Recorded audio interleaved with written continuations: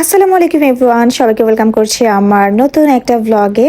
So কারা কারা আমাকে ইউটিউব থেকে দেখছেন অবশ্যই আমার ভিডিওতে একটা হাই হ্যালো দিয়ে যাবেন। সো সেদিন আমরা দুজন মিলে প্ল্যান করি যে আমরা একটু কাবাব খেতে যাব। সেটার জন্য আমি এখানে আমার আউটফিটটাকে বের করে নিলাম। যেহেতু বাইরে অনেক গরম, তাই একদম সিম্পলের মধ্যে একটা আউটফিট পরে নিয়েছি। আর এই টপসটা কিন্তু আমার খুবই পছন্দের আর খুবই কমফোর্টেবল।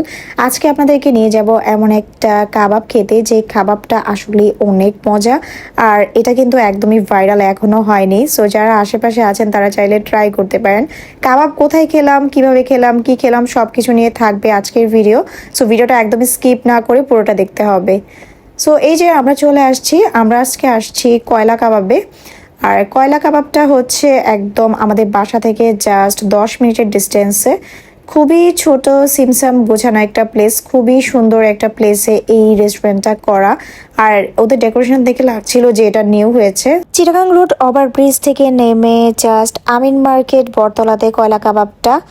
একদম অল্প একটু টাইম লাগে এটাতে আসতে। আর ওদের ডেকোরেশনটা একদম বেসিক ছিল, খুব একটা বেশি সাজানো ছিল না, কিন্তু সিম্পলের মধ্যে খুব রুচিশীলভাবে ডেকোরেশনটা করেছে। সো আমার কাছে পার্সোনালি খুবই ভালো লেগেছে। আমাদের এই দিকটাতে না কাবাব আইটেম তেমন একটা ভালো কখনোই পাওয়া যেত না, আমার ভালো লাগতো না আর কি। সো আমরা খুব করে চাচ্ছিলাম যে এদিকে যদি ভালো কাবাবের কিছু দোকান হয় তাহলে আমাদের জন্য খুব ভালো হয়। সো হঠাৎ করে কয়লা কাবাবটা পেয়ে গেলাম। রেস্টুরেন্টে গেলে আমার সবসময় কনসার্ন থাকে রেস্টুরেন্টটা অনেক বেশি ক্লিন হতে হবে, প্লাস স্টাফদের বিহেভিয়ার অনেক ভালো হতে হবে। ওদের এত ছোট একটা রেস্টুরেন্ট, বাট সবাই এত বেশি ওয়েল ম্যানার ছিল। প্রত্যেকটা স্টাফ তাদের ইউনিফর্মে ছিল এবং তাদের বিহেভিয়ার অনেক বেশি ভালো ছিল। আর রেস্টুরেন্ট অনেক ক্লিন ছিল।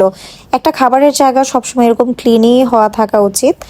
আর এটা হচ্ছে ওদের আরও একটা রেস্টুরেন্ট, সেটার নাম হচ্ছে চায়ের আড্ডা, যেটা ওদের কয়লা কাবাবের পাশেই ছিল।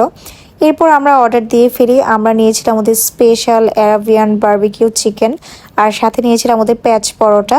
আর এই পুরোটার প্রাইস নিয়েছে মেবি 300 টাকা, যেটা স্পেশাল ছিল। সো এরপর আমরা ট্রাই করতে বসে যাই যে কেমন হবে।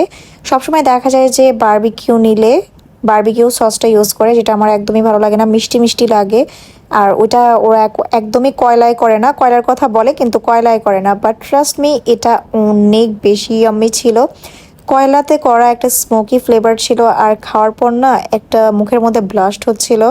আর এত জুসি ছিল চিকেনটা, একদমই ড্রাই হয়ে যায়নি, যেটা আমার কাছে পার্সোনালি খুবই ভালো লেগেছে। আমি আসলে ভিডিওতে বলছিলাম যে সবসময় দেখা যায় খানপুরে যাওয়া হয় কাবাব খেতে, বাট এখন থেকে কাবাব খেতে ইচ্ছা করলে এইখানটায় চলে আসবো, কারণ ওদের ফুডের কোয়ালিটি এতই ভালো।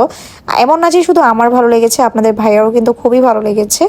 Thank you so much. আর এতক্ষণ পর্যন্ত আমার ভিডিওটি পুরোটা দেখলেন এবং আমার সাথে ছিলেন। ভিডিওটা ভালো লাগলে প্লিজ ভিডিওটা শেয়ার করে দিবেন। Thanks for watching.